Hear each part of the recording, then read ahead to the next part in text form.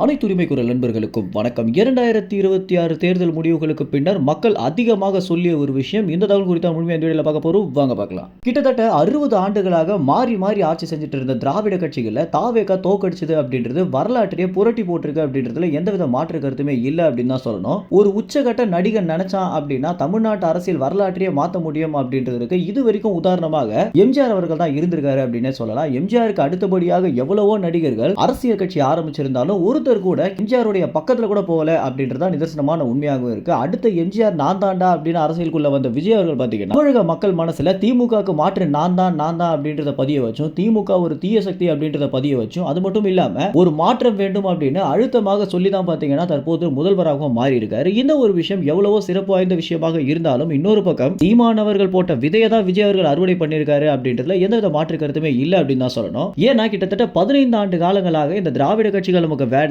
திராவிட கட்சிகள் எவ்வளவு அநீதியை தமிழ்நாட்டு மக்களுக்கு பண்ணிட்டு இருக்காங்க அப்படின்ற எல்லா விஷயங்களையுமே மக்களுக்கு கொஞ்சம் கொஞ்சமாக ஒரு ஆசான் போல பாடம் எடுத்து எல்லா விஷயங்களும் சீமானுக்கு கைகூடி வர வேலையில 24ல கட்சி ஆரம்பிச்சு 26ல ஆட்சியை பிடிச்சிட்டு சீமானவர்கள் போட்ட அத்தனை விதையுமே விஜய் அவர்கள் அறுவடை பண்ணிட்டு போயிட்டு இருக்காரு அப்படின்றத எந்தவித மாற்று கருத்துவே இல்லை அப்படின்னு தான் சொல்லணும். மாற்றம் வேண்டும் அப்படின்னு கிட்டத்தட்ட 15 ஆண்டுகளாக சீமானவர்கள் எடுத்த பாடம் தான் பாத்தீங்கன்னா அந்த மாற்றம் விஜயாக மாறிட்டாரு அப்படின்றது உண்மையிலேயே சீமானவர்கள் போட்ட அத்தனை உழைப்பையுமே பாத்தீங்கன்னா விஜய் அவர்கள் சூறையாடிட்டு போயிட்டாரு அப்படின்னு தான் சொல்லியாகணும். ஆனா நம்ம யாருமே எதிர்பார்க்காத ஒரு விஷயம் என்ன அப்படின்னா விஜய் அவர்கள் முதல்வராகிய பிறகு நாங்க தனிப்பட்ட முறையில் நிறைய மக்கள் கருத்து நடத்தியிருந்தோம். இந்த மக்கள் கருத்துல மக்கள் அதிகமாக பகிர்ந்த ஒரு விஷயம் என்ன அப்படின்னா என்னதான் இருந்தாலும் சீமானவர்களுக்கு ஒரு வாய்ப்பு கொடுத்திருக்கலாம் அப்படின்னும், அட்லீஸ்ட் சீமானவர்கள் ஒரு தொகுதியிலாவது எம்எல்ஏ ஆகவோ அவருடைய தொகுதியில் அவர் ஜெயிச்சிருந்தா கூட நாங்க சந்தோஷமா இருப்போம் அப்படின்னு நிறைய மக்கள் பாத்தீங்கன்னா ஒரே மாதிரியான பதில சொல்ல முடிஞ்சது, நம்மளால பார்க்க முடிஞ்சது. விஜய் அவர்களுடைய அலை அப்படின்றது தமிழ்நாட்டு அரசியல் வரலாற்றை புரட்டி போடும் அப்படின்னு யாருமே எதிர்பார்த்திருக்க மாட்டாங்க அப்படின்னு சொல்லலாம். ஏன்னா கொளத்தூர் தொகுதியிலேயே ஸ்டாலின் அவர்களை தோக்கடிச்சதும் அதற்கு அடுத்தபடியாக திமுகவோட கோட்டை அப்படின்னு சொல்லிட்டு இருந்த பல இடங்கள்ல பாத்தீங்கன்னா விஜய் அவர்கள் பெருவாரியான வாக்குகளை வாங்கி இருந்ததும் இவ்வளவு மக்கள் திமுகவை எதிர்த்து நிக்கிறாங்களா அப்படின்னு தான் வெட்ட வெளிச்சமாக போட்டு காட்டியிருக்காங்க.